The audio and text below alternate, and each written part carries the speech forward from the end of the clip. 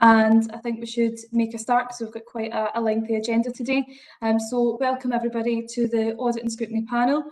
Believe it or not, this is our first one this year because we've condensed the Scrutiny panel and the Audit panel into one agenda to make sure that members were all able to attend and it was not separated over two separate meetings. As you can see from the agenda today, we've got scrutiny-related items, audit-related items and risk-related items, and we'll just take them in those order. We do have Emily Lynch from Improvement Services here today, and we'll be hearing from her just a little bit later on in relation to benchmarking. She'll be presenting an overview in terms of benchmarking, and that should help elected members when we begin to look at benchmarking in the near future. We'll also have attendees from Audit Scotland later on who will cover an item within the audit related items.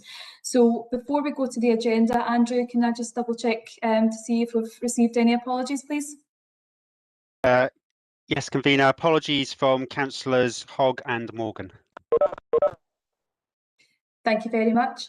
Okay, colleagues, if you look at the agenda, agenda item 1 is declarations of interest, and I'm just looking in the chat bar here, and Councillor Anderson, Lynn, have you got a declaration of interest?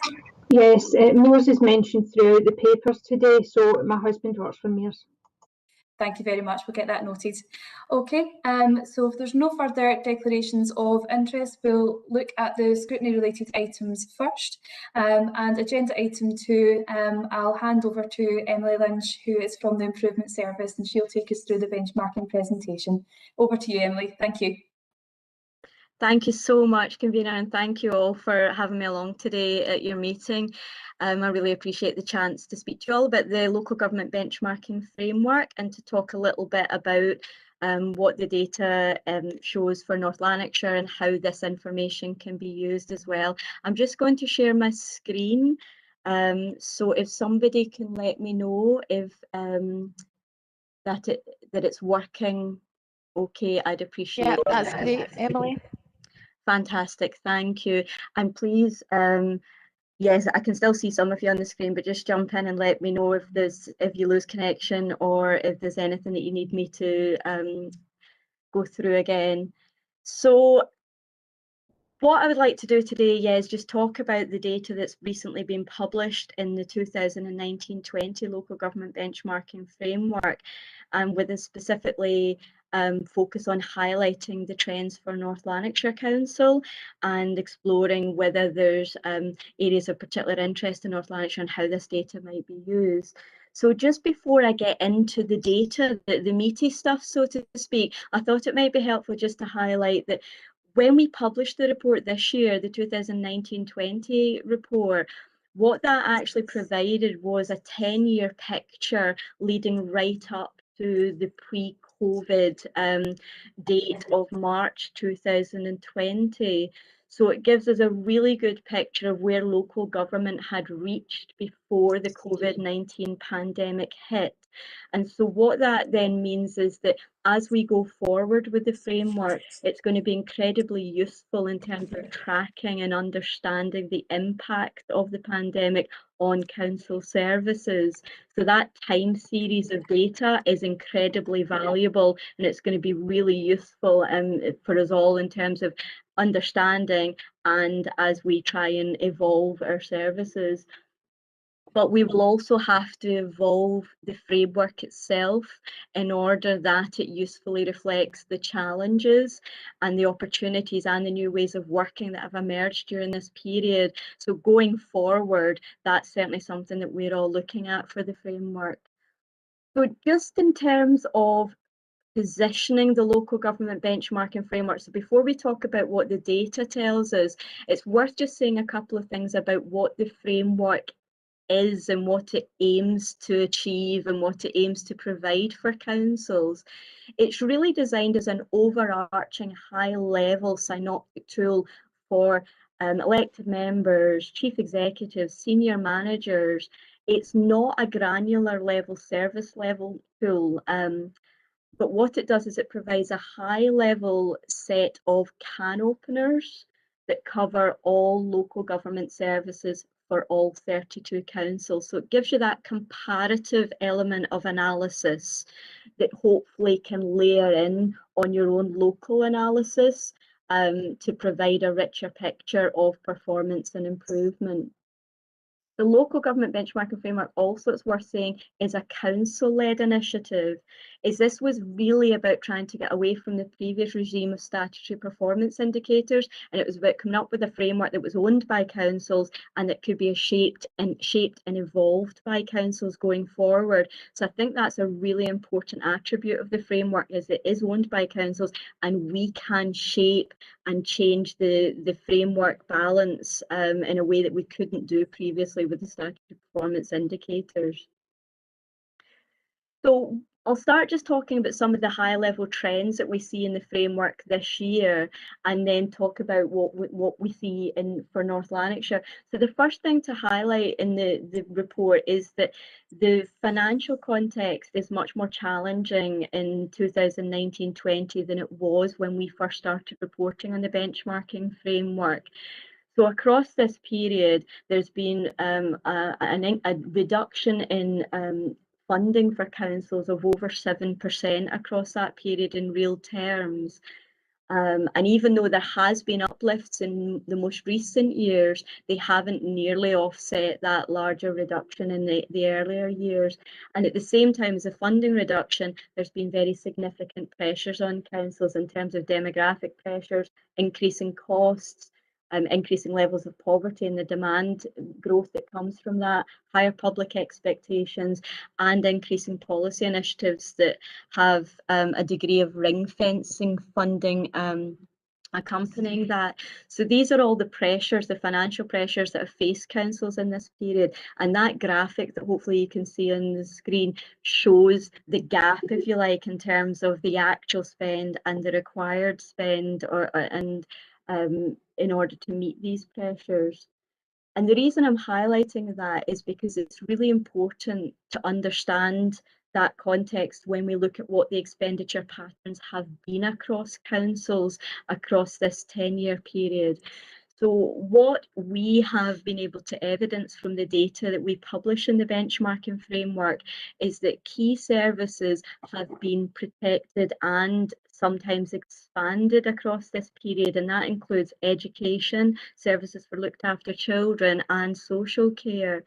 But that, by taking this shrinking resource and expanding or protecting some service areas, that's placed ever-growing pressures on other services, such as environmental services, roads, culture and leisure in particular. This graphic shows Scotland on the left-hand side and North Lanarkshire on the right. And what we can see is that North Lanarkshire largely follows the pattern that we see across Scotland in terms of those areas of where expenditure has been protected or expanded, and those areas where expenditure has reduced. There's one significant difference, and that relates to central support services.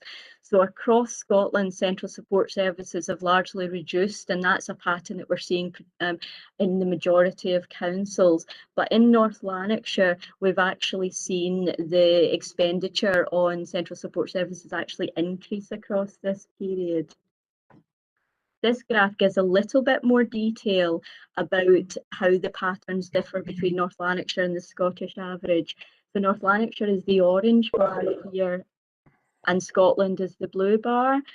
So at the top part of the graph, you can see those areas that have been largely under increasing budgetary pressure during this period, and that's true for both North Lanarkshire and Scotland, although the scale differs. So you can see, for example, that the culture and leisure has seen a larger reduction in North Lanarkshire than across the Scottish average. And that's true for roads and planning and economic development in terms of expenditure too. And then if you look at the bottom part of the graph, that shows those areas that have seen their expenditure largely protected. And you can see here that adult social care and education, North Lanarkshire is largely around about the Scottish average, but looked after children, the expenditure growth here in North Lanarkshire is significantly larger than the average that we're seeing across Scotland. And I should flag up here as well, when we say the average across Scotland, there is always a very significant range underneath this average, because there's always going to be significant variation across the 32 councils. So sometimes the Scottish average is really just an aggregate of the 32 different variations. But anyway, hopefully this is interesting to see how the North Lanarkshire pattern maps against what's happening in Scotland. I want to just pick into the economic development and tourism a little bit more. I thought this might be interesting to you, because what we're seeing with economic development and tourism in these graphs, the blue line is the total expenditure and the orange line is the revenue and the black line is the capital. And you can see on the left hand side with the Scotland graphic that the overall expenditure has increased, and this has been driven by a large increase in capital expenditure and economic development over the last 5 years. North Lanarkshire follows a different pattern in the data that's been reported. So we're seeing for North Lanarkshire a reduction in expenditure and economic development, and this is really because there hasn't been the same increase in the capital expenditure during this period as we've seen across other parts of Scotland. So that's the expenditure high-level trends, but really we're also equally interested in performance and satisfaction. What we have seen across the 10-year period in the local government benchmarking framework is, even though there's been significant budgetary pressures, we've seen significant and sustained progress in major policy areas across this period. However, the data from the last couple of years has certainly showed that that improvement has slowed down, and in some performance areas what we've actually seen is a decline in performance, and that's pretty consistent across all councils as well. So there is a worrying trend there, and many people would say it's unsurprising given the pressures that councils are facing. But if what we're looking at is what the picture was pre-COVID, we're then going to layer on top of that what the increasing challenges are now going to, or have been and will be going forward in terms of COVID, and what that might then mean in terms of performance and satisfaction. So this is definitely something that we will need to monitor in the local government benchmarking framework, and as I say, because we've got that time series of data, it will hopefully provide that really useful role. So one of the things that we can do in the benchmarking framework is we can try and take an overview of each council's performance. Now that's quite a crude approach, but it's one approach that might be helpful to people. So here we've done this and we've provided this overview within your family group. So we've taken North Lanarkshire within its family group of other councils that have similar levels of deprivation, so that there's some sort of similar context. And what we've shown here is the percentage of measures in the top 2 quartiles and how this has changed over the last 5 years. So whether or not over the last 5 years you're showing an improving picture or a declining picture. And what we can see in each of these graphs, North Lanarkshire is the red line. So what we can see is quite a strong story that there is improvement in terms of efficiency measures across North Lanarkshire across the past 5 years. However, there's been a more of a decline in the area of performance and satisfaction if we look at all of the measures in the framework. Now, not all of the measures in the framework are going to be relevant for North Lanarkshire, and we'll move on to that in a second. So as I say, this is a very crude way of looking at it, but the reason I thought it might be helpful to flag up is because some of the councils here in the family group have got quite an interesting story to tell. If you look at the light blue line, and that's Inverclyde, what we can see there is across the past 5 years, they have both improved in efficiency measures, but they've also improved significantly in performance and also in satisfaction. So from my point of view, they are certainly a council that we would be keen to explore with further to find out how they have delivered that, that pattern. In terms of performance and satisfaction, we're also seeing, for example, that West and Bartonshire have shown quite improvement across this period, particularly in satisfaction. So again, there might be some interesting conversations to be had with them. And if I look back at the efficiency measures here, you can see, for example, that Glasgow has shown a decline in the proportion of their efficiency measures that have been in the top 2 quartiles, and as has Western Bartonshire and the Western Isles, and I think also Dundee have. Now, one of the things to explore there is, because efficiency is really focusing on whether councils have been reducing their costs across the suite of measures that we have.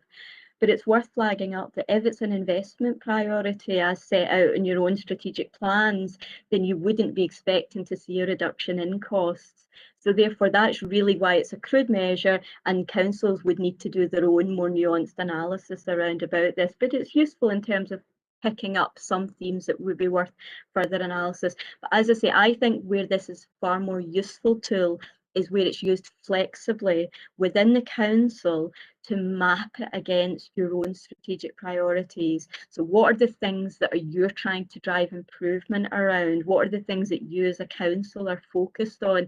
And then using the framework flexibly to select the measures that are more useful to you in terms of that focus, where you want that additional comparative element. And it won't be all of the measures, it will really just be a subset of them.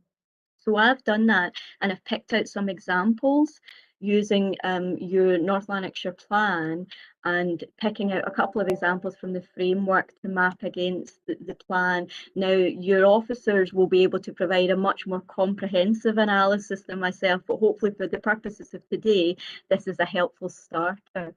So if we start with improving economic opportunities and outcomes, again, we've already flagged up that the expenditure trajectory is lower in North Lanarkshire than it is for your family group in Scotland average. So for each of these graphs, North Lanarkshire is the red line, the green line is your family group average, and then the black line is Scotland. So you've got 2 comparators there, and you've got the time series as well, which is really important.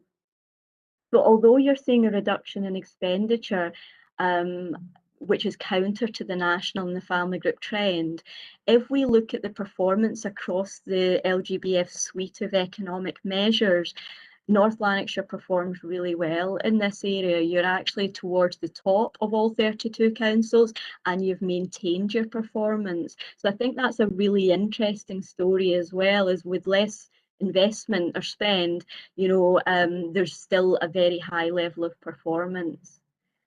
Picked out a couple of examples that might be of interest in this family group of analysis. What you've got here is a proportion of properties receiving superfast broadband under this priority. Well, North Lanarkshire really over the last 5 years has remained above the family group average. It's quite difficult to pick that out on that graph, but you're above the family group average across the period. And then the percentage of your council dwellings that are energy efficient, we've seen a faster improvement in North Lanarkshire than we have across almost all other councils, and certainly faster than the family group and the Scotland average. So some really positive stories in this strategic priority area. But I've also flagged up a couple of areas that I think might be worth further exploration as well. So the percentage of the workforce earning less than the living wage, North Lanarkshire remains higher than the family group average. And the town vacancy rates, there's quite a significant difference in the pattern for North Lanarkshire than for others.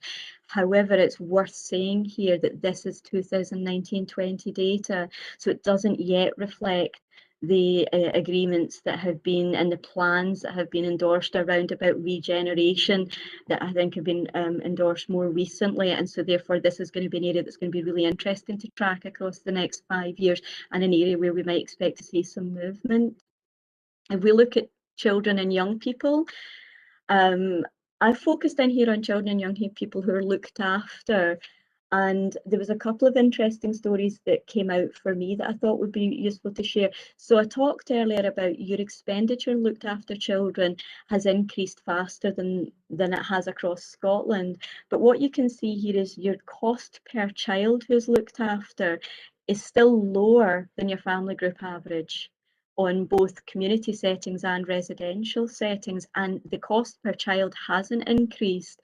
And so what that really reveals is that's because North Lanarkshire has seen a 17% increase in the number of children and young people that you're looking after, particularly in the community. And that's counter to the national trend, which has seen a 15% reduction in those children. So although North Lanarkshire has increased its expenditure, that runs side by side with an increase in the number of children that you're providing support services for. And across this period, you have a much higher balance of care in the community as well. And I think that's really interesting. And a number of councils, I'm sure, would be interested in exploring that with you and learning a bit more about how you have delivered that pattern, because that's clearly a priority for a number of other councils as well. So definitely a learning opportunity. I wanted to pick up on exclusion rates because I thought this would be something that we might want to dig into the family group a little for. School exclusion rates have been reducing across Scotland and across the family group for the last 10 years, as you can see. But North Lanarkshire's rates remain above the family group. And if I take this analysis here, what I've done here is I've presented the lines for each of the councils within your family group. Now, I don't expect you to look at all of them, but again, North Lanarkshire is the red line. So you can just see at the kind of high level of your family group. But what I've done is I've highlighted a council, East Ayrshire, with a black dotted line. And I've highlighted them because they have shown a significant reduction in exclusion rates for all pupils and for children who are looked after in the last time period. They've reduced their exclusion rates by 50% during this time. And we were able to explore really about how they've done that, and they've done that through the use of data and intelligence. And it was really about using data and intelligence to understand the patterns, to identify those schools that had the highest rates, and then to work with those head teachers to introduce and develop new approaches, and then to roll out those approaches to other schools. So again, that there might be some interesting learning for yourselves or for some of the other councils, because I know that this is a policy priority for many areas. Improving, and I should say that some of the other councils are showing significant improvement here as well. I think Dundee in the darker blue is showing improvement, and for them, I think they focus on the early intervention. They think it's their early intervention strategy that's driving the improvement in that area. The third area, improving health and well-being, just to talk a little bit about the adult social care here, although the health and well-being is obviously much wider than that and includes culture and leisure as well, for example. But in terms of adult social care, I think something that you've talked about yourselves before is the higher costs for home care per hour, and this at least in part relates to the fact that you have a higher balance of the over 65s with long-term needs who are being cared for at home, and that's a consistent pattern. So across the past 10 years, you've had a higher proportion of people with long-term needs being supported at home. So therefore the costs are higher, partly because the people that you're supporting at home have more complex needs, but I know that you've also regraded home support staff upwards as well, which will be contributing to that. So this just highlights the importance of looking at the measures in the round really, and never taking one measure in isolation, but trying to look at them together. But I thought it might be helpful to look at some of the perception measures around about the perception of social care services. And again, you can see in the bottom here that the red line is North Lanarkshire, and you can see that there's a downward trend for perception in social care across the period. Now that is true of Scotland generally, and it's true of the vast majorities of councils in this area. But what we tried to do in the family group analysis is try and identify if there's any councils that are still have either largely maintained their performance or have improved their performance. And within your family group, one council was East Ayrshire. Sorry, it's East Ayrshire again. That was just by chance. But again, although it's not a particularly strong improving story, they certainly haven't seen the same decline that a number of other authorities have seen. And their view is that one of the changes that they've introduced that may contribute to this is a single team of social workers, occupational therapists and support assistants based together. So rather than single agencies providing referrals, this is about a single point of contact for people receiving services. So a more joined up support, and they feel that that has improved the quality of support there. So yeah, so that might be an interesting direction to explore further. And then the fourth priority, the enhancing participation, capacity and empowerment across communities. Again, there was so many different elements from the framework we could have looked at here, but I've just focused in on public satisfaction with council services, because again, across Scotland, what we're seeing is a reduction in the public's positive perceptions of council services across this period. This is a pattern that's true across local government and true for the vast majority of councils. And again, in these graphs, North Lanarkshire is the red line, but I've highlighted Western Bartonshire here as the black dotted line, because actually they're one of the few councils that seems to be bucking this trend, and we thought it would be interesting to explore what approaches are they including. And one of the most important approaches in their mind to driving this was around about their annual panel surveys, which really helps them understand what's driving the public perceptions of their services and what improvements are needed. And of course, that's the gap at the moment with the public satisfaction data that we publish. We don't know what the factors are that are driving the trend. So having local data that helps you with that understanding is really important. And I know, for example, in your housing service, you use tenant surveys, and I think that's really positive and powerful in terms of understanding how to drive improvement. So there's certainly some commonalities there between Western Bartonshire's approach and what you already do in your housing service. Then the final area is about the resource space. We talked earlier about the support services and the increase in expenditure there, and you can see how that's counter to what we're seeing across Scotland, is that in 2010-11 you were quite significantly below the family group average in Scotland, and you're now above. Across the period, we've seen some significant improvement in North Lanarkshire in this area. We've seen significant and rapid improvement in gender pay gap. We've also seen improvements in the rent loss due to voids, and the whole performance across housing has been quite strong across this period. And then there's some other areas that again are probably areas that you're exploring further, and these might be about sickness absence days, which again your trend is significantly, or it's rather consistently higher than other councils, and also the income received from council tax.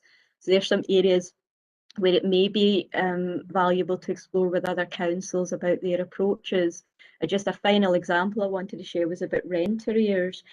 In North Lanarkshire, your pattern for rent arrears, it follows the Scotland trend and it follows your family group trend. There has been an increase across this period, as we've experienced an increase in vulnerability and poverty and financial challenge facing our communities. That's not, unexpected, unfortunately, but we've seen this increasing trend. However, across the same period, we picked out North Ayrshire in your family group, because they've actually managed to maintain levels at under 4% across this period. And again, their thoughts on this is that their welfare reform advice team have been instrumental in maintaining this level of performance,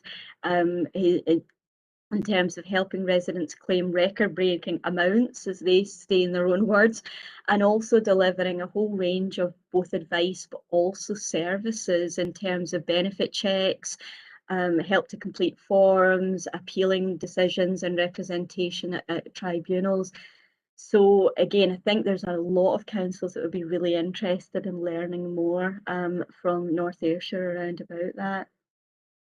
So just finally, and to conclude, the purpose of the benchmarking framework is really about driving improvement, and it can do that. The comparative element of the data is hopefully useful alongside your own intelligence, but poses those questions around about where do we want to do something different, and are there other councils out there that are already doing things that are different that we can learn from. And that's really what the driving force of the benchmarking framework is. And over the last few years, we've been collecting examples from councils about the different ways that they've been using the framework, whether it's about scrutiny activity, whether it's about setting their strategic plans or reporting against them, driving improvement activity, sharing practice, or strengthening their local public performance reporting. So we've been publishing those, and if you would be interested in finding out more about how other councils are using the data in the benchmarking framework, then these resources might be quite useful for you, and we'll share the slides with you afterwards that have all of these links. But hopefully they'll be helpful. We'll be producing another one of those this year as well. So that is the end of my slide, my overview, if you like. I hope that was helpful, but I'd welcome questions and any discussion that follows on from this. Thanks. Thank you very much. That was a fantastic presentation. It was, great to see that, to see the workings behind the benchmarking framework, which can be a minefield for local members, so local elected members. So thank you very much for that. And my question's been answered, because I was going to ask if we could get a copy of the slides, because I think it'll be useful for us to reflect on in the future. And I'm glad that will be given to local members. Just before we go into comments and questions, I have had a message in from Councillor Watson and Councillor Alan Graham, as they are looking to declare an interest agenda item 4.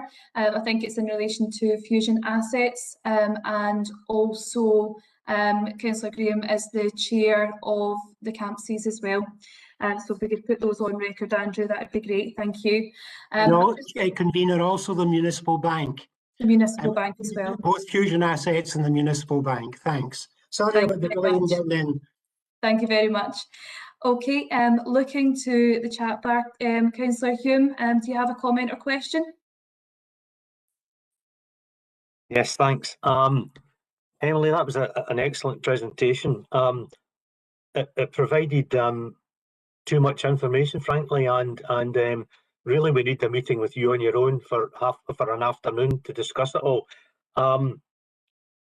But that's up to us to get to grips with the detail.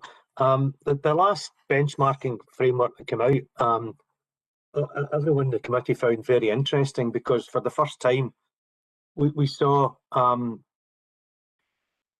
realistic and accurate indicators, although you say some of the measures are crude, about where North Lanarkshire fitted in both in the family groups and in Scotland-wide terms.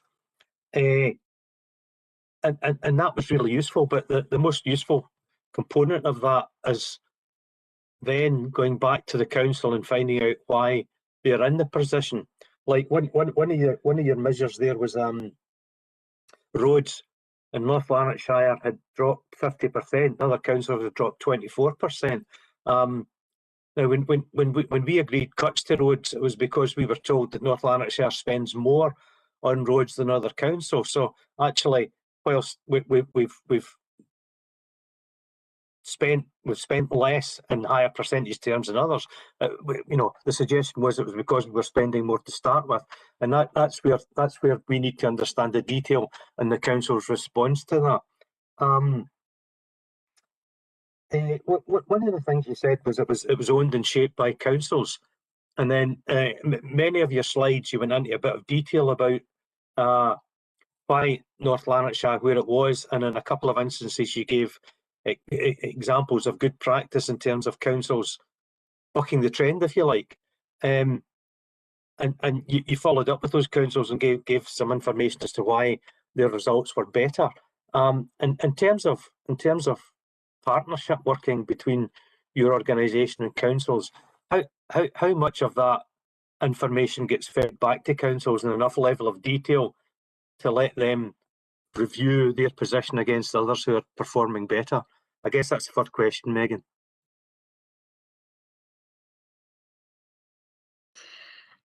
We have, over the years since the framework's been running, we've been running what we call benchmarking events, and the purpose of those is to invite, so for example, if we were to do a roads event, which we have done, we invite colleagues from the road sector to come together and to share practice and learning, and then that's written up and shared back with the road sector, but also with all councils in terms of the performance colleagues as well. So we have done some of that work, but I agree with you that that's, I think, where the value is I think that's what people want to know, is they want to learn about good practice and they want to share that good practice. So we'll be continuing to do more of that across this next 3-year period, if you like. But there is a lot of information available on the website from all of those events. I think we've probably had certainly over 50 of these benchmarking events over the last few years, to bring colleagues together from each of the sectors to share practice and learning, and then to pull that learning together and to disseminate it. So that's on the website, and when we send this out, you'll have the links to that afterwards. Okay, that's good. That's really good information. Have you got any other? Yeah, how are we going to find out what the council's response to this this latest set of figures is? And we've spoken about it often in the past about we asked for updates and we didn't think the updates were really appropriate to the questions we were asking. Have you been speaking to anyone about and I know I completely understand the difficulties that everyone's facing about the council providing us with perhaps even the information we asked, and perhaps new levels of information from the stuff that Emily was talking about.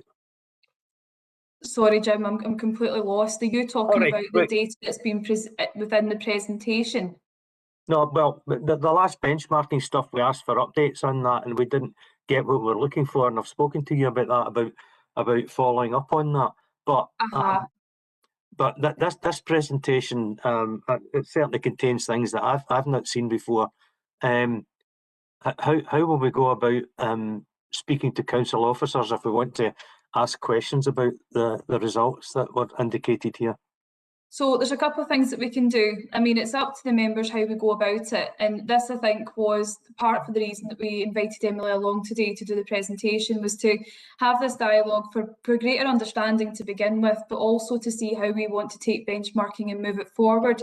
Because we did have conversations in the past about how we weren't satisfied with the responses that we were getting.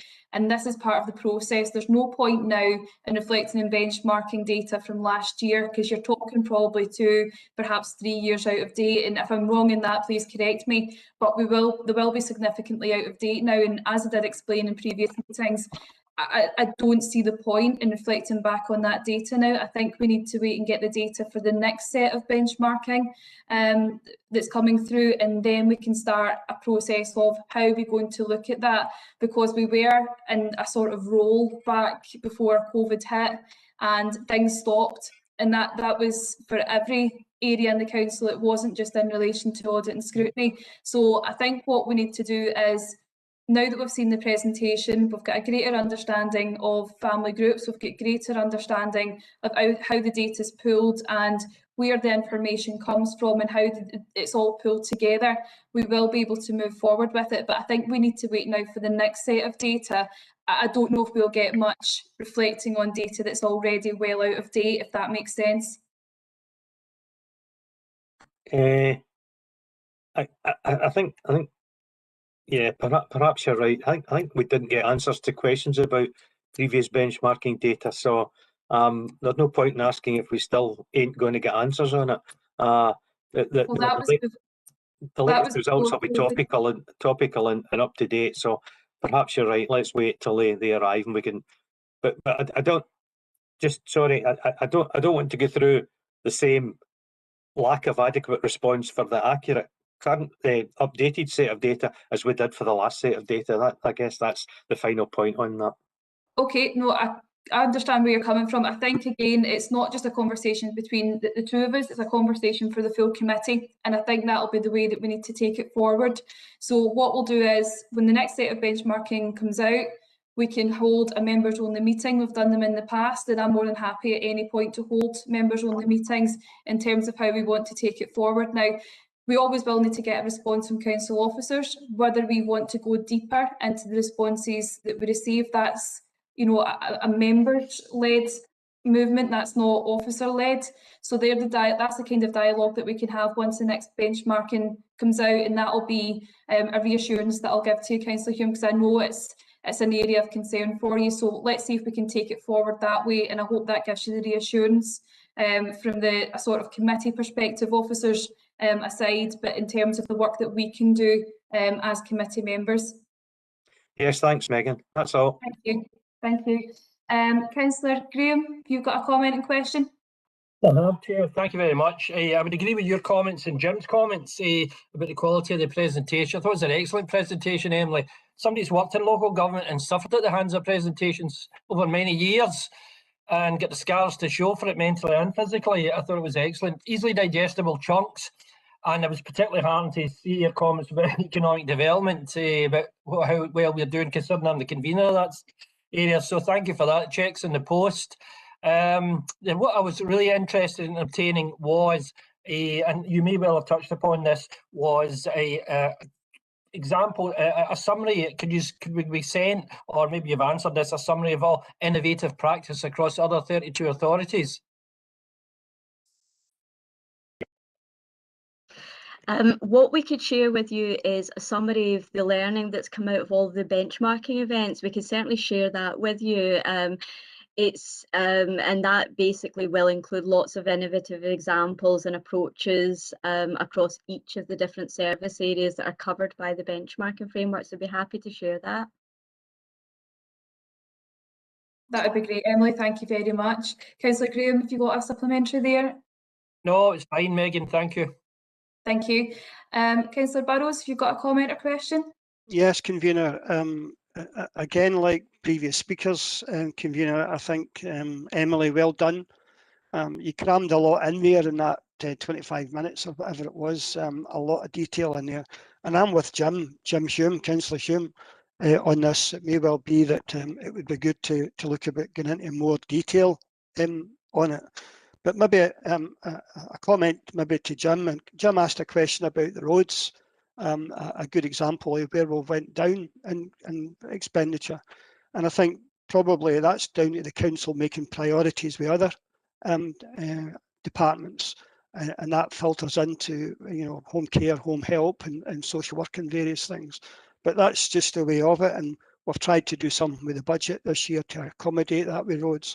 But I've got a question. It was your early, Emily, it was an early chart you had, and it showed you the differential in the loss of revenue grant to councils.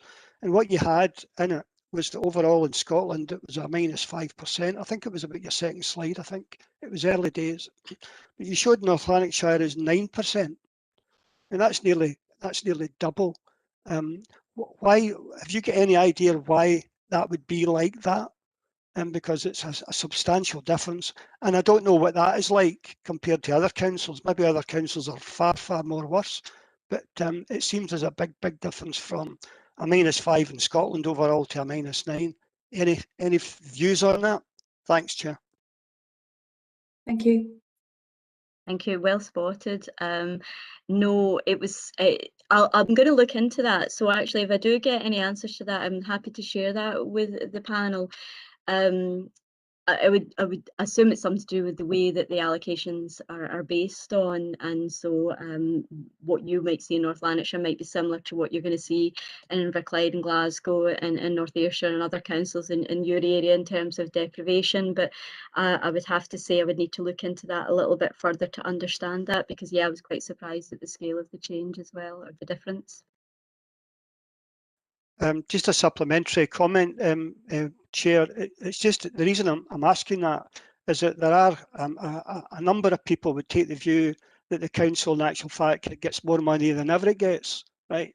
But clearly from your independent review there's a substantial less revenue comes to the council, and that was why I was asking the question. Emily, if you're able to get more information on that, that would be helpful, and thank you, Chair. Thank you very much. And Emily, if you're able to get that to us, I think there'll be a number of members who'd be really interested in that. So thank you very much. Have we got any further comments or questions, colleagues? No? Emily, if I could just thank you once again for coming along today. It's been fantastic to hear from you, and it really has provided more clarity, more information for members, which will help us as we progress with benchmarking. So thank you very much. Okay. Thank you. Thank you. Thank you. So agenda item 3, colleagues, is the Strategic Performance Framework Reporting Schedule. And Susan, I believe you're going to take us through the paper. Yes, thank you, Convener. Members will recall the Strategic Performance Framework was approved in September 2019. And as we know, the pandemic over the last year has had a significant impact on the delivery of the Council's priorities and performance arrangements. So section 1 of the report really just gives the background to the Strategic Performance Framework with the 3 levels of indicators. And the latest results for level 1 indicators, which were about the North Lanarkshire context, were included in the Programme of Work report at Policy and Strategy Committee last week. And since approval of the framework, levels 2 and 3 have been reported to various committees and the Audit and Scrutiny panel over the last 16 months, and that includes the LGBF indicators that Emily has touched on. So during the course of 2020, the indicators in the framework have been kept under review in line with the Council's recovery plan. And this and the Delivering for Communities report in December 2020 and the Programme of Work for 21-22 approved at Policy and Strategy last week have set the context for the Strategic Performance Framework moving forward and for the 21-22 performance reporting arrangements. The report also touches on the positive relationship the Council continues to maintain with the Accounts Commission, who set the direction for performance reporting, and that's in Appendix 1. Recent updates in this respect are shown in sections 2.5 and 2.6 of the report. The report also includes an update on the National Best Value Guidance in paragraph 2.3. This moves the best value assessment from 10 characteristics to 7 themes, where the Council is required to demonstrate a focus on continuous improvement and performance around each of these themes. This guidance was initially set up in 2004, and the recent update in March 2020 is the first update since then. So Appendix 2, as I said, Appendix 1 really just covers the direction. Appendix 2 is the reports that have been to various committees over the duration of 2020, and that includes service reports, statutory reports, strategic performance framework reports, and COVID-19 reports, which also include an impact on performance levels. The report also takes you into some next steps, so from paragraph 2.11, so that just highlights that the development of a performance reporting schedule for 21-22 is nearing completion, and that will highlight all the reports that will be going to various committees and the Audit and Scrutiny panel over the next year. There will also be a refresh of all the indicators in the Strategic Performance Framework and a review of the targets and thresholds by heads of service. And the next steps conclude with information just to advise members that review of the framework and the governance frameworks will be undertaken over the course of the coming year and aligned to the performance indicators as required, so you can assess progress in policy and governance aspects using the measures as well. So I'd like to just hand back to the convener for recommendations and questions. Thank you. Thank you, Susan. The paper has been noting. Do we have any comments or questions in relation to agenda item 3? No. Are we happy to note? Oh, Councillor Hume, you're waving. Yep. I stuck it in the chat bar, Megan. Susan, this is just to make sure I understand things here. There's 3 levels in the Strategic Performance Framework, but on page 7, item 1.8, it says the framework was being assessed at being in level 3, meaning the recoveries at the end of March. I'm not quite sure what level 3 means in that term. And is it going to be completed by the end of March? That's the 2 questions. If you could explain the first part and confirm the date for the second part, that'd be good. Yep, no problem. You're absolutely right. The framework does have 3 levels of performance indicators. The information in paragraph 1.8 actually refers to the levels within the Council's recovery plan, which were over 3 timescales, if I remember right. Recovery for the first level in the recovery plan was, I think, September. Level 2 was recovery by December, and level 3 was recovery by March 2021. And the reporting schedule for 21-22, yes, will be complete and ready to be implemented by the end of March. Hope that answers your question. Yes, it does. Thanks. Right. Thank you, Councillor Hume. Thank you, Susan. Do we have any further comments or questions on agenda item 3? No. Are we happy to note the recommendations? Thank you very much. Thank you. Agenda item 4 is the ALIO's governance and risk management. It's the oversight and assurance report. And Jennifer, I believe you're taking us through the report. Convener, just before Jennifer comes in, can I just notify that Councillor Humes also declared an interest in this item because of the municipal bank, just to let you know that. Perfect. Thank you very much. Thank you, Convener. Good afternoon, members.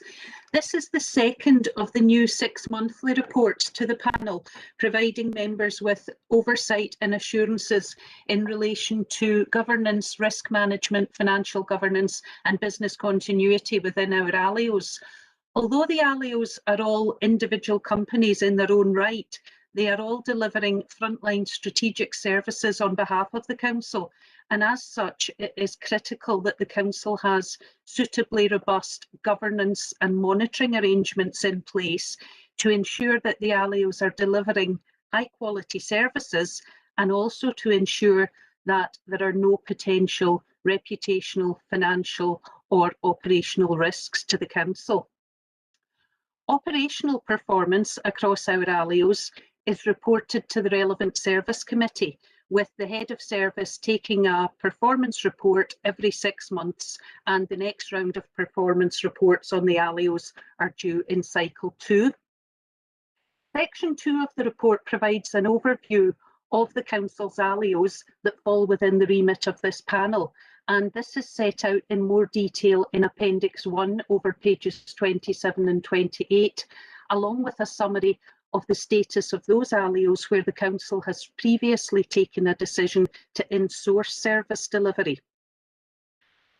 You'll be aware that the Council is required to disclose its interest in outside bodies through our statutory annual accounts, and interest is defined as such where the Council has a controlling influence, such as Culture and Leisure North Lanarkshire, or where we have the potential to exert control or influence through either having a seat on the board, as we do with SPT, or through the level of funding that is awarded to the external company. And the Council has determined that its threshold, its materiality threshold for that funding is £250,000 or above. And when you compare that to the Council's overall budget, that is a very small amount, and it actually demonstrates that high level of accountability and transparency that the Council has in place by consolidating these ALIOs within our annual accounts. The paragraphs at 2.3.1 provide examples of those different categorisations. Moving on to look at the impact of COVID, paragraph 2.5 confirms that all ALIOs have now returned to full Board of Directors or Management Committee meetings, and these are all held remotely, either by Teams or by WebEx.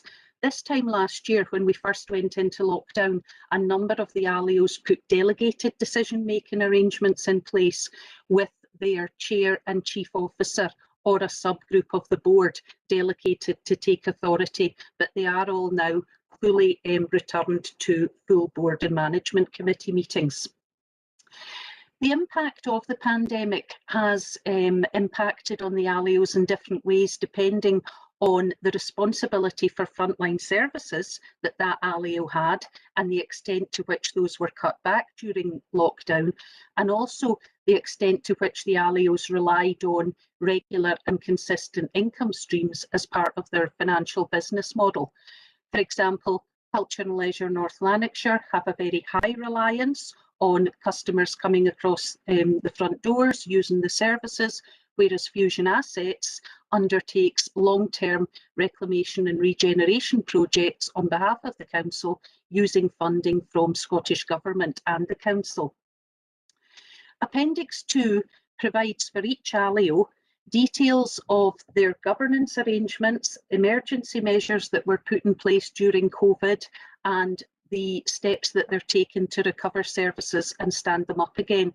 And I would assure members that the client officers are working closely with each ALIO to ensure that recovery is fully aligned to the Council's own recovery, renewal and rebuild plans. And we are harnessing ALIO's efforts along with the Council service efforts to ensure that that recovery is effective, speedy and safe. The financial governance section of the report is completed by the Head of Financial Services in her capacity as Section 95 officer, and members are aware that we have individual service level agreements in place with each of our ALIOs. These specify the financial information that must be submitted to Financial Solutions and the frequency for that information to come in monthly or quarterly. And this allows Financial Solutions to monitor the management accounts and ensure that sufficiently robust financial stewardship is in place.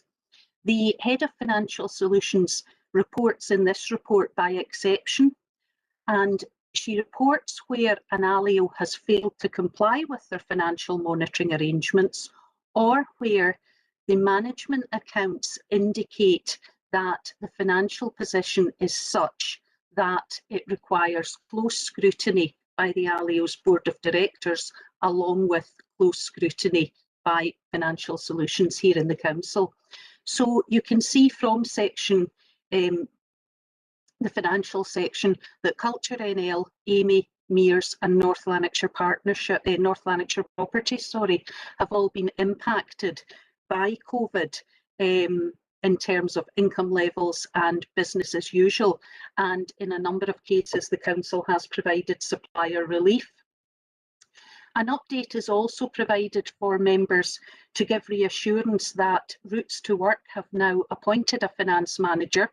Routes to Work were highlighted on the previous report in September, but they have now appointed a finance manager and they are fully compliant again with the financial monitoring requirements.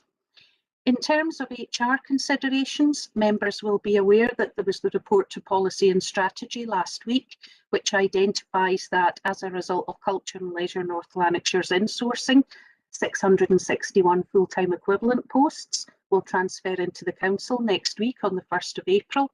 And I can also advise that Fusion Assets' appointment of their development manager is at an advanced stage, with the successful candidate due to take up his post or her post in May. This will help to mitigate risks that have previously been identified in Fusion Assets around them reliant on one member of staff. As intimated at the last panel meeting, the summaries on each ALIO included at Appendix 2 also include the top 5 risks for each of our ALIOs, along with information on the companies and the measures that they take to manage and control those risks. The recommendations, convener, are on page 19, and I'm happy to answer any questions. Thank you very much, Jennifer, for the report. Andrew, I believe you're going to come in just to clarify a point.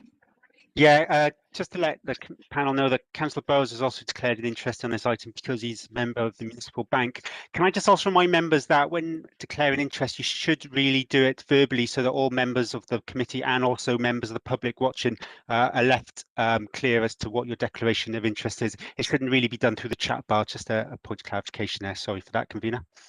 That's great, Andrew, and it's a welcome reminder just to make sure that we're all following the correct processes, so thank you very much for that. Do we have any comments or questions for Jennifer in the report? Nope, I don't see anything in the chat bar. If we're all happy with the contents of the report, are we in agreement of the recommendations? Agreed. Thank you very much.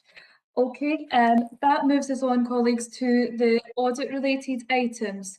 And the first audit-related item is agenda item 5, and it's the audit and risk-related items, and it's the action log. Ken, do you have any points that you wish to highlight?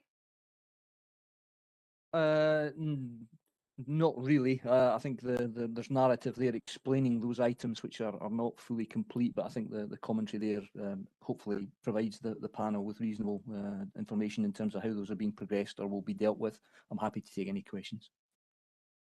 That's great, Ken. And just as a point of clarification as well for colleagues, I have made representation to the convener of policy and strategy in relation to the whistleblowing policy to make sure that we are following up on that commitment, that we would remit that paper to the correct service committee. So just as a point for committee members that is being progressed just now.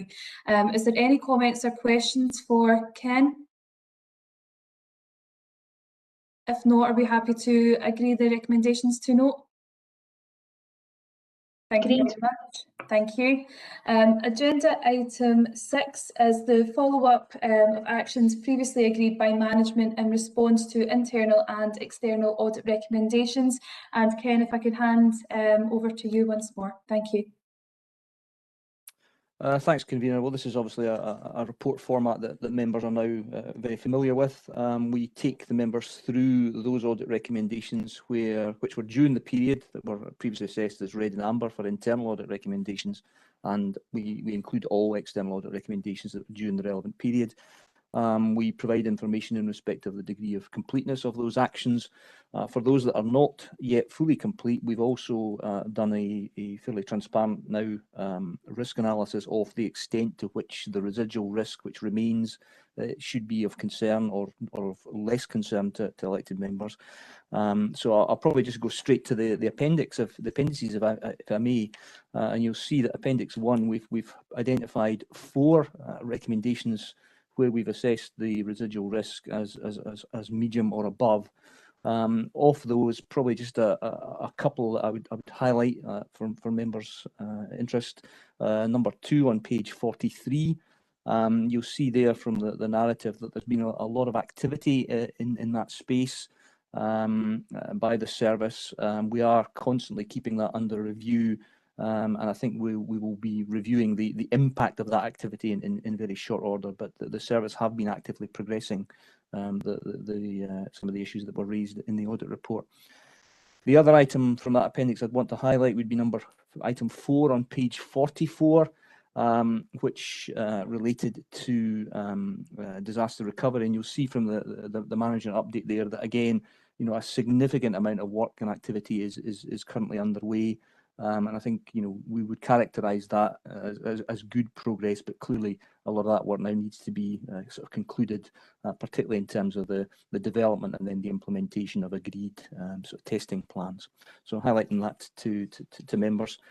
In terms of Appendix 2, really that's a new appendix I think we've put in for the first time, and that's really just for completeness and transparency purposes only. That really just provides you with a little bit more information as to why we have assessed the residual issues or impacts of those risks as low, and we'll continue to present that to you so that there's full transparency on any assessment we're making. Other than that, I'm obviously refer you back to the recommendations, and I'm happy to take any. Thank you, Ken, for your report. Colleagues, I'm just going to open up to comments or questions. Does anyone have any comments or questions in relation to the report? No, I've got silence and there's nothing on the chat bar. Are colleagues happy with the report and are happy to agree the recommendations on page 39? Agreed. Thank you very much. Before we move on to agenda item 7, which is the external audit in the annual plan of 2020-21, where we invite Audit Scotland to come along and make some comments. You might have noticed that Carol isn't with us today. Carol has went on to pastures new and she has a new role. And if the committee is in agreement, I would just like to put formally on record our thanks as the Audit and Scrutiny Committee for all of the work that Carol has carried out while she was with us in North Lanarkshire Council. I think we'll all agree that Carol's always, been fantastic in her role within Audit Scotland. And if we could just put that within the minutes just to show our thanks as a committee. Okay, thank you very much. And with that, I would like to give a warm welcome to Gillian McCready and Alistair Craik, who has kindly came along from Audit Scotland and who will be able to speak to aspects of the report today. So if I could hand over to Gillian and Alistair, if they would like to take us through the Audit Scotland annual report. Thank you. Thank you, Convener, and thank you for your kind words, which I will convey to Carol. I'm a new face to many of you, so if I may just introduce myself first of all. My name is Alistair Craik, and I'm a Senior Audit Manager with Audit Scotland, and I will be taking over from Carol. So I know she set the bar high, and I hopefully will continue to meet that challenge.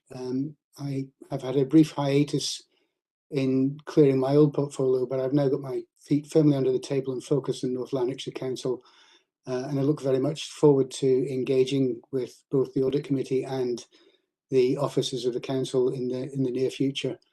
And having said that, thank you. I will pass you over to my colleague Jill McCready, who's going to take us through the report.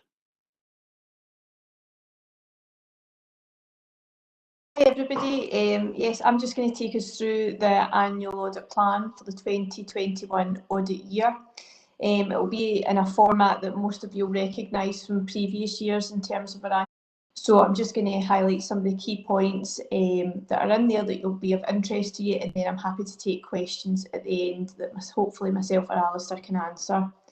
If I can just start with Exhibit 1 of the report, this table shows the audit risks that we have identified from our 2021 planning work so far. And in the table, we have also included any assurances that we've received from officers at the Council and to address that risk, and then all planned audit work that we have also that we're also planning to carry out in relation to the risk. So I'll just quickly go through the risks in the table. The first one is the risk of material misstatement due to fraud caused by management override of controls. The auditing standards require us to consider the risk of fraud or the material risk of fraud in the financial statements, and that includes the management override of controls. So it's a standard risk that we include each year.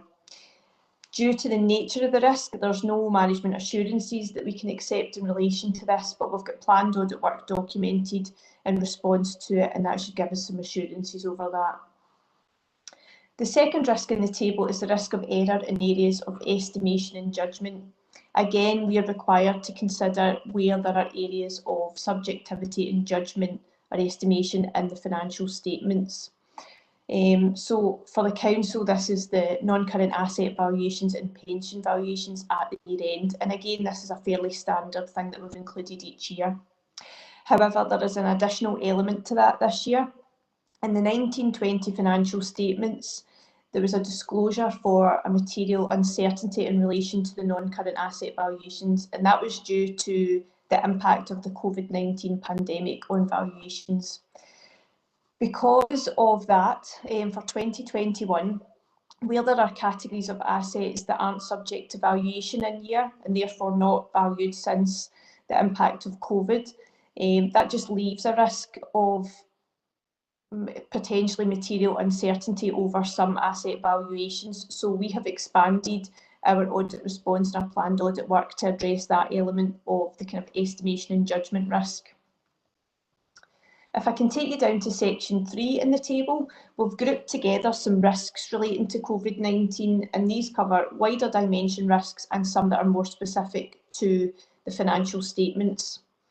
Starting with financial management, generally this is just due to the significant increased income and funding that the Council's received for COVID, and therefore the additional expenditure in managing that. Also that the Scottish Government has allowed for flexibility to be applied in some areas of funding and accounting practices. So it's just the increased challenge in financial management as a result of COVID-19.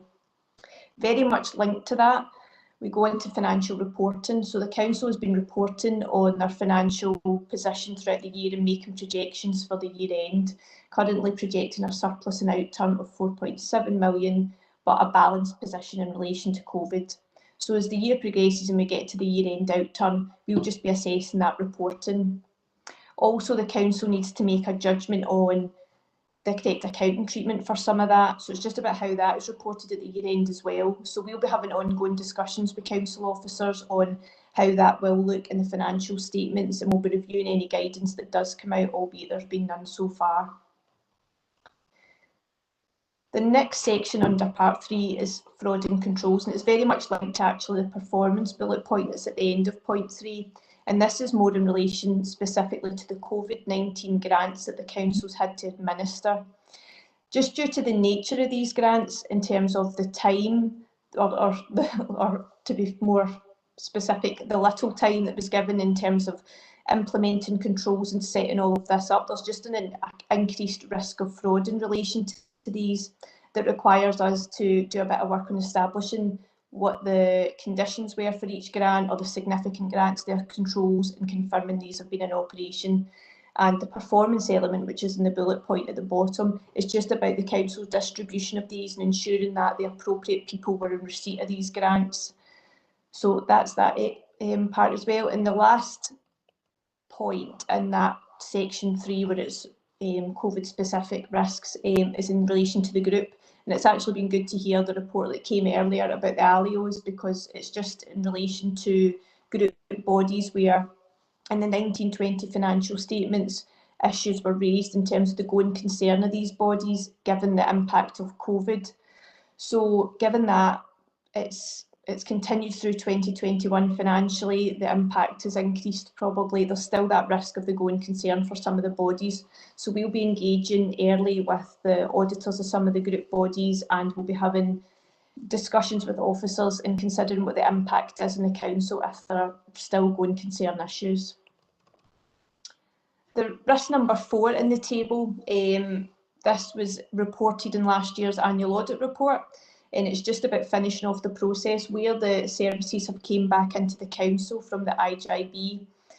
Some of the budget codes were transferred in during 1920, but about £15.6 million worth of codes were still to come in 2021. That process has now been completed, but we'll do a bit of work just to confirm that's came across accurately. Lastly, financial sustainability. So the council's been very proactive and has updated their medium-term financial plan for the impact of COVID known at that time. But this has identified a budget gap of £46.7 million for the three-year period to 2023-24. So it just highlights the significant savings that to be achieved. And given that COVID is likely to put more cost pressures on the council, there's just that risk to the financial sustainability. So we'll do a bit of additional work in looking at the steps the council's taken to address that. So that's the risks in the table. Just another couple of points in the plan to mention. At paragraph 14, we set out our audit fee. This has been communicated to Elaine already directly, so it's just to highlight that. I did mention at paragraph 20 that Alistair has been replacing, will be replacing Carol as Senior Audit Manager, but that the rest of the audit team will remain the same. Exhibit 3 sets out our materiality levels, and hopefully you'll be familiar with that from previous years. The table explains what we use these materiality levels for in terms of our audit approach, and it's just to kind of advise you all that largely the values remain the same and our approach for calculating these levels has remained consistent. The last thing in terms of the plan I wanted to mention is our annual accounts timetable, and that's exhibit 4. You'll see the bottom half of the timetable has a lot of TBCs or to be confirmed on it. Our planning guidance, which was issued in autumn last year, sets a deadline for local government accounts to be signed off by the 31st of October. That guidance was issued prior to the kind of winter lockdown that we've just all went through, which has put pressure on staff in Audit Scotland and in the council. And given the impact that COVID is having in terms of additional work and the kind of time lag of some of our 1920 work because of working remotely and other reasons, we're just very much given a flexible and pragmatic approach in terms of achieving that deadline. It's very much what we're aiming for, but we just like to kind of keep an open mind and see, given the level of unknowns, whether that's achievable. We've communicated that to officers in our planning meeting, and we were very grateful for the Audit and Scrutiny panel's flexibility last year in setting up an additional panel meeting. So officers have advised that that could be an option in order to meet that 31st of October deadline for signing. The last thing I wanted to mention, it's not in the plan, is that the auditing standards require us to ask those charged with governance about any known or suspected frauds. So I'll just use this time at the end of presenting our plan to mention that, and if any members have anything they want to raise, they can do so now or directly to us. So that was all I was going to mention on it. I'm happy to take any questions. Thank you, Alistair and Gillian, for that really substantive report. I'll just open it up now to comments and questions, and I can see from the chat bar, Councillor Burrows, you've got a comment or question? It's actually a question, Megan, but maybe a very brief comment, and just to say, coming into the team, Alistair, we all look forward to working with you and Gillian. But my question's on what you call it, Exhibit 1. It's on your page report, the audit page 8, but our page 58. It's about the wider, Gillian, the wider dimension risks. And you talked about it, you made a comment, section 5, about financial stability. And it's just to say that the second main paragraph there, what you're saying is it's likely that there will be further cost pressures to the council. Now, those further cost pressures are separate to the COVID situation, and you mentioned that in the next line. And you mentioned about steps to address this. That was your comment there, Gillian. Can you say a wee bit more about that? Because when we're saying that there'll be further cost pressures to the council, can you say a wee bit more about that? Thanks, Gillian. Thanks, Megan.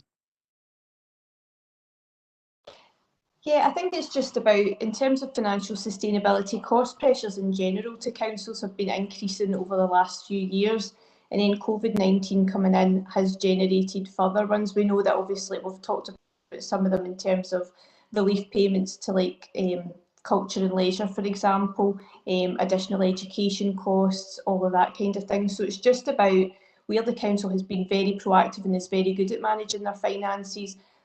They've identified that budget gap, and the council again has been very good at achieving savings, identifying and achieving savings to close any budget gaps. It's just for us about doing that additional work on what has been done during 2021 to close that gap, and how they, after identifying it, how it's progressing and closing it, just to kind of show that progress has been made in doing that. I don't know if that answers your question. Gillian, it partly answered it. It's just I was trying to find more about the specific steps. It was you who mentioned steps to do that, and I don't know what those steps will be. I think you've partly answered it. Don't get me wrong, but it's on specific steps to do it, because the mention there is 46.7 million, a shortfall over 3 years. That was in the paragraph above it. Now, we all know that's a substantial figure, Gillian. And that was when you mentioned about taking steps. That was the reason I was asking the question. Yeah, so basically what I think I've probably just not worded it right.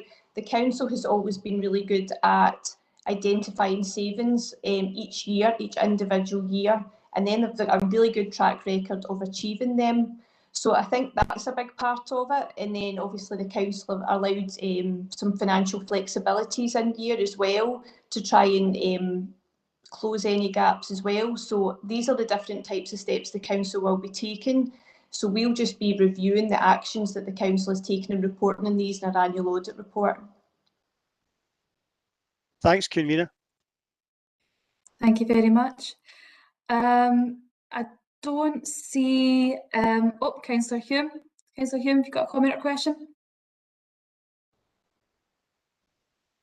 Sorry, this is a kind of generic question, but it was prompted by Gillian's comments about part of the external audit review this year will include COVID-19 grants, the processes and perhaps payments that should have been made. And I would like to know what the current position is. There's no point in external audit coming in next year and saying the grants weren't handled properly and lots of grants were paid that shouldn't have been paid, or denied that shouldn't have been denied because of either poor processes or poor information from central government about how we should be dealing with cases. So I guess if other members of the committee are interested, I wouldn't mind finding out what the current position is in terms of our grant processing, whether we, like how many cases are rejected and things like that. I'm happy to ask that question on my own, maybe of finance or something, but since Gillian mentioned it, I wondered if other members would be interested as well. Thanks, Councillor Hume. You know, it's always within the gift of councillors, if they've got those questions, to certainly raise it with the relevant, you know, officers in relation to grants, etc. But, you know, I mean, if COVID, you know, we're going to get a lot of information coming back in terms of COVID and how the council performed over that period of time. So, I mean, it's up to yourself, you know, if you want to progress it via the committee, or if you want to do that as a, you know, an individual piece of work as a councillor. You know, I'm content with either. But I think, Ken, you're looking to come in. Is that right, Ken? Yeah, thanks, Convener. Yeah, I mean, in response to Councillor Hume, I mean, there's probably I mean, clearly you can request whatever information from relevant officers that you feel is appropriate. But just to give you some assurance, I mean, there's obviously been a significant number of different grant programmes announced, often at quite short notice and often promoted nationally before guidance has been available to local authorities who are required to assess applications and distribute funds. But throughout this process, Audit have worked quite closely with management, providing some kind of early advice and comments on proposed systems of operation, you know, balancing the desire to get money out quickly to those to whom it is appropriate, against the well-recognised risks of fraud around this. You know, I think I'd said before at the last meeting that the Cabinet Office UK-wide at the very outset made it clear that they would expect all public bodies to be going for proportionate, but what they call low friction controls, because there was clearly a desire to get money in the pockets of people who were otherwise going to face significant economic hardship. So we've been balancing that, but we've been very much involved in helping and commenting on system design. We're also doing a substantive piece of work at the moment on a couple of the discretionary framework grant fund schemes, and you'll get a report on that. Report will be going to discuss with management, and we'll come to the next meeting of the panel. And I think secondly as well, it's important to recognise that you've got the preventative checks to make sure that you don't process applications that you shouldn't, and are only processing those that are eligible. And then you've got the detective controls, and there's been quite a lot of sharing of information between authorities as well, to make sure that authorities are absolutely cited on where concerns have been expressed about fraudulent applications, whether that be from, you know, mobile phones, particular email addresses, and other information that's been widely exchanged. So that's available to the service. And also the COVID, some of the COVID grant schemes are also being included in the National Fraud Initiative. Obviously paper that's referenced in my later report. So there's a whole panoply of ways in which we're both trying to prevent fraud from occurring and making sure that we can, you know, take steps if and when fraud does occur. But you know, clearly, as I say, that's all in the context of the need to balance the desire to get money out the door with the need to make sure that we're doing that with due regard to the fact that it's public funding. So hopefully that gives the panel some sort of sense of what's been involved. Thanks, Ken. Councillor Hume, have you got a supplementary? No, just thanks for that. I wasn't aware of the level of detail that Ken was taking up with the departments involved in administering the grants, and frankly, I find it reassuring. So that's good. I'm glad I asked about it. No, thanks, Councillor Hume. It's a really good question, and one that should be raised. If you do want to have more information, or if you want to progress something through committee, doors always open, and please just drop me an email. I'm more than happy to chat to you about anything. Okay, if there's no further comments or questions in the chat bar, I would just like to take this opportunity to thank Audit Scotland once again, and we look forward to working with you both. So thank you very much. If we move on to agenda item 8, which is changes to the Code of Practice on Local Authority Accounting 2020-21. And Veronica, are you taking us through this report? Thank you. Yep, no problem. Thanks, Convener. So this is a report that we bring to the panel each year, basically just to highlight that a review of the most up-to-date code of practice and relevant guidance has been carried out, with the view to updating procedures and processes in order to ensure that we're fully compliant when we go to prepare our financial statements. This year, thankfully, the review concluded that there were no significant changes to the code of practice, therefore no significant changes were required to our current processes and procedures. What the report also brings attention to is the implementation of IFRS 16 on leases, which was previously reported to the panel as being implemented from the 1st of April 2019 subsequently had been delayed to 1st of April 2020. And this is just to give panel an update again that it's been further delayed with an effective date of 1st of April 2022. And it's really just to give the panel assurances that Financial Solutions will continue to work in the background to make sure that we're prepared for the adoption of this standard. And that's pretty much it. The members are asked to note the contents of the report. Thank you very much, Veronica. Do we have any comments or questions? Don't see any indication in the chat bar. Are we happy to note the contents? Noted. Thank you very much. Okay, the last audit related item today is the internal audit progress report, and Ken, if you could take us through the points, please. Thanks. You almost caught me unprepared because I was expecting lots of detailed questions about IFRS 16, which is an absolute cracker for those who can't sleep at night. Take you on to agenda item 9, the internal audit progress report. Obviously a relatively format that members are relatively familiar with. You'll see from the table 1 on page 74 that we've issued 8 substantive reports in the period. I'm pleased to be able to report that all of those offered overall positive, either reasonable or substantial audit opinions, and I think it's worth just reflecting on that before we get into the detail. The rest of the report, from paragraph 2.5 onwards, goes through each of the reports in detail. I was going to just briefly highlight 4 of the 8 reports, if the panel will indulge me. The first one really is at paragraph 2.7. The report that we've produced in terms of work on information governance and security, and that's obviously an area where the rapid changes in working arrangements for huge numbers of staff in 2020 could potentially have created significant issues. You'll see from the conclusions in that report that we're reasonably satisfied that the Council has appropriate and generally effective arrangements in place, and I think that the panel should welcome that. You'll see from one of the particular issues that we've highlighted in the report was that at the time the Council's Cyber Essentials certification had lapsed, and you'll see from the management response that is being actively addressed. So again, hopefully the panel takes some assurance from that. The second report I want to highlight, at paragraph 2.11 onwards, is our work on corporate governance.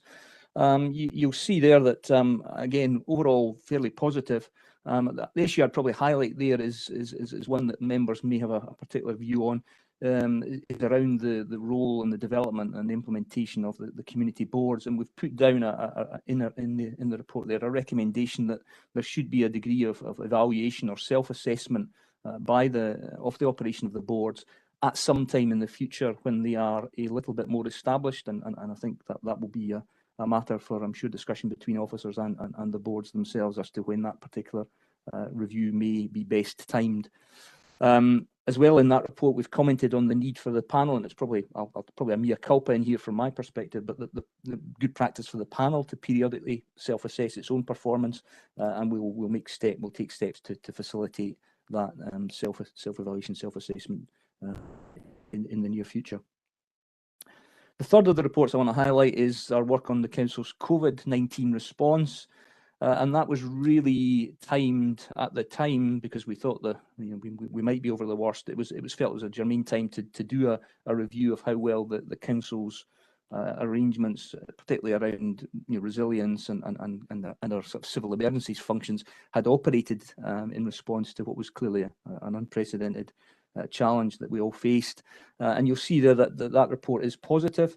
I think we were pleased to see that the senior management themselves had already undertaken a sort of lessons learned review, and an action plan has now been prepared based on the results of that review, which is being monitored through the relevant governance framework. So again, hopefully the panel takes some assurance from that. And then the final report I want to highlight at 2.20 is the audit work that we've just recently completed on the Enterprise Strategic Contract Partnership, and that's clearly a very, very significant, complex and challenging project that members have obviously been cited on. We're comfortable that the governance arrangements in place are adequate and appear robust, and that the project is being managed in line with the Council's expected project management arrangements. And again, hopefully the panel can take some comfort from that. We've made a number of recommendations in that report, particularly around some of the issues that we feel need to be continually and closely monitored going forward, and those include benefits realisation and what's called the intelligent client function, which is basically the bit within the council that will manage that ongoing relationship with the vehicle going forward. So there's a lot of work going on in that area at the moment, a hugely significant project in terms of size and complexity, and obviously the members will have updates from management on that project directly through the relevant committee. A couple of other things I really just want to highlight. The next section from 222 onwards, I apologise for putting it in, but it kind of needed to go in. There's a requirement as part of the kind of professional standards for me to reflect on whether or not COVID has impacted significantly on our ability to undertake and complete the annual plan, which you kindly approved earlier in the year. You'll see from the narrative in that section that although we have had a reduction in resources because a number of my staff were seconded elsewhere at various times, and also because we've had to do quite a bit of unplanned work around some of the new arrangements that were put in place in the early part of the year. You'll see from that narrative there that I'm comfortable at the moment that we will complete a sufficient proportion of the plan to enable us to provide the required annual opinion at the year end. So obviously, if that situation were to change, I will let the convener know and the panel know at the earliest opportunity.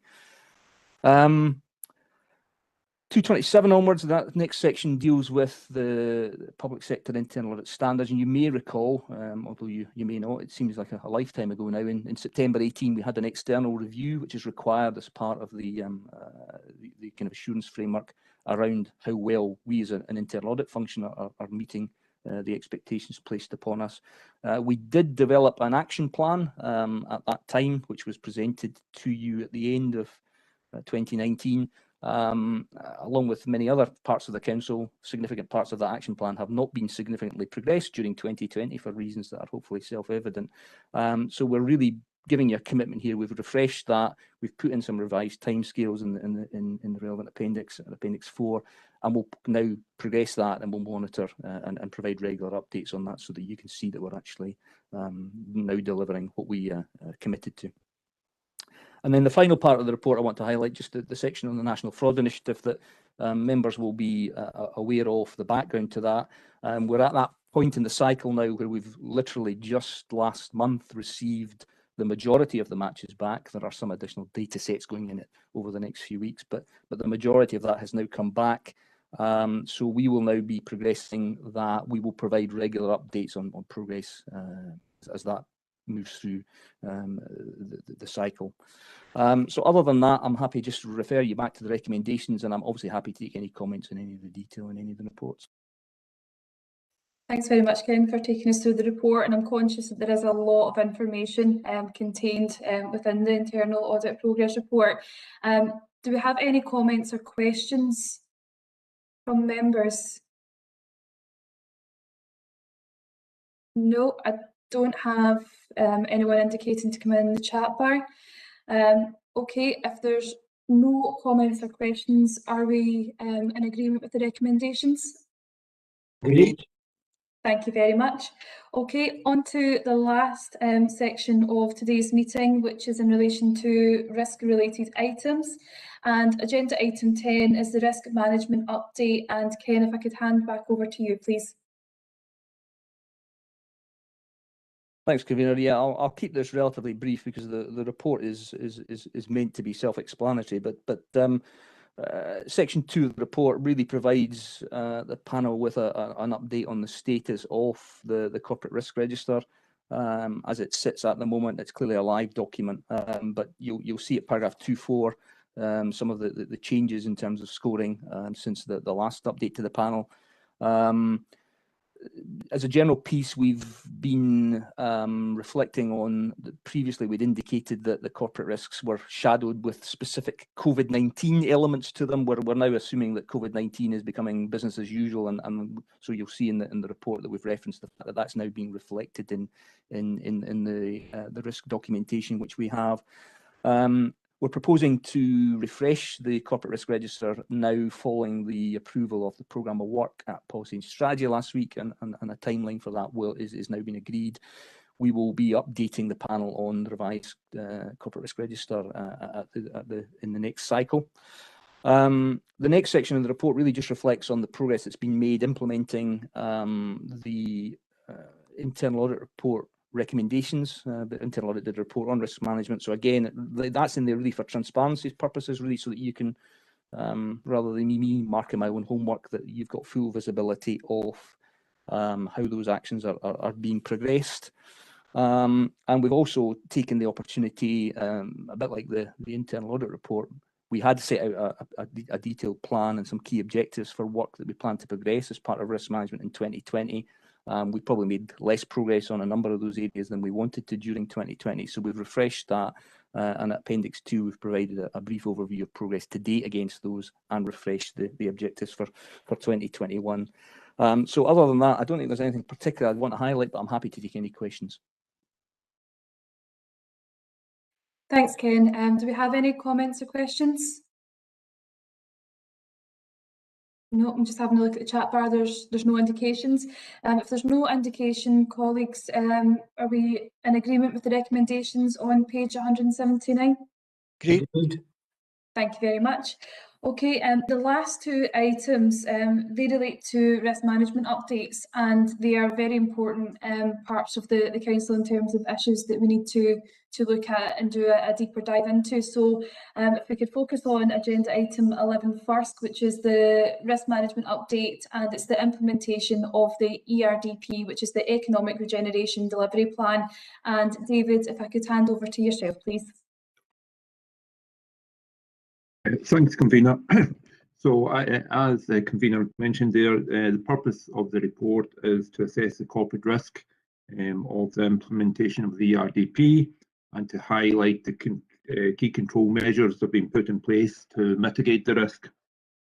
So, the ERDP is a key strategy for the Council's ambitions for inclusive economic growth, and it's also supported through the implementation of an annual ERDP action plan, which is approved by the Enterprise and Growth Committee. And overall, the ERDP is governed through a senior officer-led board, ERDP board.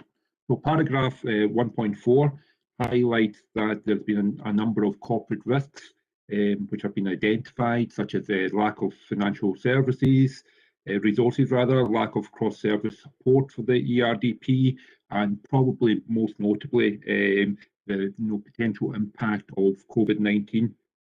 So paragraph 2.1 highlights that an initial deep dive for the implementation of the ERDP was undertaken in January 2020, and to really reflect the potential impact of COVID, this was updated in January 2021. So the latest management review, which again is shown in Appendix 1, highlights that the residual risk rating remains at 15, which is high. This is not really unexpected because again the actual plan is quite a long-term plan, so the outcomes are not expected to change, and the risks against those are not expected to change in the short term. So paragraph 2.2 highlights that the current management decision is to try to treat this risk rather than transferring it or ignoring. And there's a number of measures which again have been put in place to try and mitigate this risk, such as ensuring flexibility between the teams that are delivering the ERDP, developing long-term investment plans. But probably most importantly, most recently, was the establishment of a separate economic recovery plan to address the potential impact of COVID-19. And again, this was approved by the Enterprise and Growth Committee in February, and is closely aligned to the ERDP and was put in place to support economic recovery, to help to try and create a more robust economy and skilled workforce. So again, the recommendations are to consider the issues highlighted within the report and to otherwise note. Thank you, Convener. Thank you, David. Do we have any comments or questions in relation to agenda item 11? No? Okay, if there's no comments or questions, are we in agreement with the recommendations? Agreed. Thank you very much. And thank you very much, David, for taking us through that report. The last item on the agenda is the risk management update in relation to tackling poverty, and that's pages 199 to 209. And I believe it's Amanda that's going to be taking us through the report. So, Amanda, over to you. Thank you. Thank you, Convener. Following the development of the Tackling Poverty Corporate Risks, which was approved in 2019-20, it was very quickly updated as a result of the pandemic, resulting in a Tackling Poverty / COVID-19 corporate risk. The revised Tackling Poverty risk merges the two and reflects the aims of the Tackling Poverty strategy and the associated action plan in line with the plan for North Lanarkshire. The report highlights the current key controls which are regarded as being effective in mitigating the risk, as well as a number of planned actions which will be undertaken to either enhance current controls or to mitigate further risk. The Tackling Poverty strategy was approved by the Policy and Strategy Committee in June 2020, and the strategy now incorporates the statutory Local Child Poverty Action Report as well in 2021. The Tackling Poverty strategy sets out a planned approach considering all partners' responsibilities and duties in seeking to eliminate poverty or make very significant reductions in the level of poverty, resulting in benefits to residents, including achieving improvement in the overall level of health and well-being of our communities.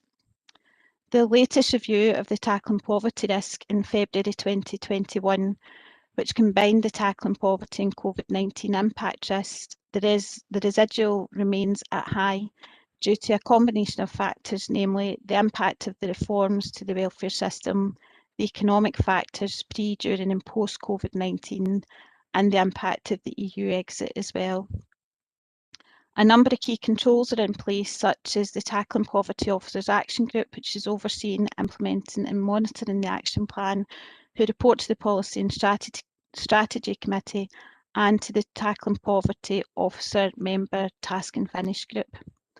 The Council's employability programme, including Supported Enterprise, who are delivering support to furloughed workers, lone parents, young people and unemployed residents, including those who have been recently made redundant. Although the revised residual risk remains at high, the likelihood is reduced through positive outcomes delivered through the financial inclusion team and other services in terms of income maximisation activities. On average, the financial inclusion team contribute 35 million to reducing poverty in North Lanarkshire. Despite the action taken on the part of the Council over the last 8 years, there has been an increase in child poverty. Therefore, as the pandemic recedes and additional government supports are potentially withdrawn, the full impact that emerges may be worse than we first envisaged. Whilst there has been a reduction in both likelihood and impact, further reductions are not expected until the outputs of the new Tackling Poverty strategy are fully in place. This may take some considerable time and could be at least 18 months before further noticeable improvements could be expected to be in evidence.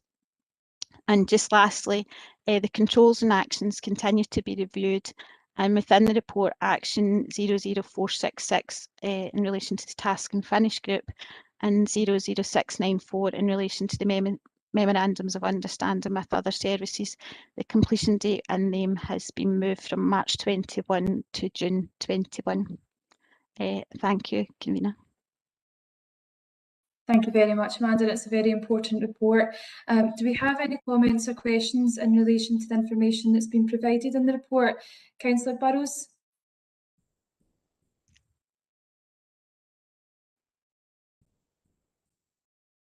I hate to say it, Councillor Burrows, but you're on mute.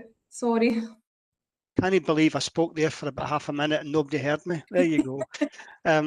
You said at the beginning there it was an important paper, and it definitely is an important paper. And I think a comment, first of all, is that we're doing a lot of work, and yet poverty seems to be increasing in a general sense. And sometimes decisions taken elsewhere don't help, but listen, that's something else. At the end of the report, on page 207, you've got all your progress with it. And my question, Amanda, is about halfway down it. There's a bit there, it's under a code C0N000.718, and it's about tackling poverty, task and finish. Will examine the impact of COVID and the EU exit. And on the right-hand side, you've got there about enhancing. The code is enhancing. I know what enhancing means, but I don't know what it means in this term. Can you maybe explain that a bit? And if there's any timeline on when this will be done? Thanks, Chair. Thanks, Convener. Thank you, Councillor Burrows. I'll do my best. I'm not too sure in terms of the words enhancing in the context of this report, and I will take that back for you.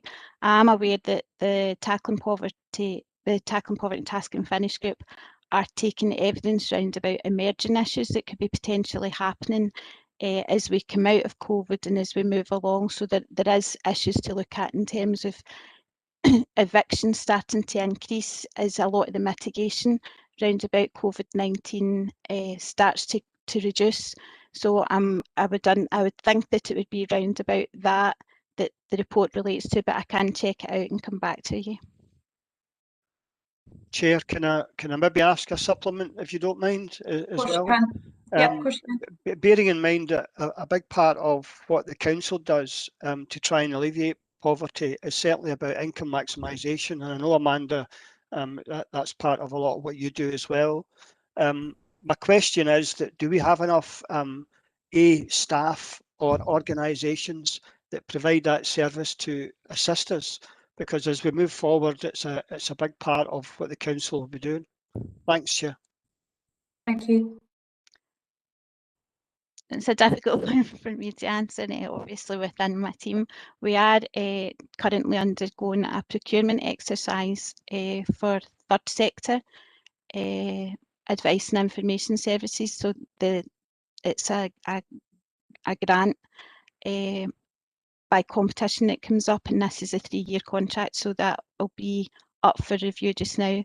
I'm aware that the financial inclusion team is looking to see how they can restructure. I'm not privy to those conversations just now, but we are looking to see how we can restructure to make the service more efficient than it is. I think, Councillor Burrows, as you know, we brought in a first point of contact team so that people are contacting the service get to speak to somebody within normally 24 hours, but we say within 48 hours.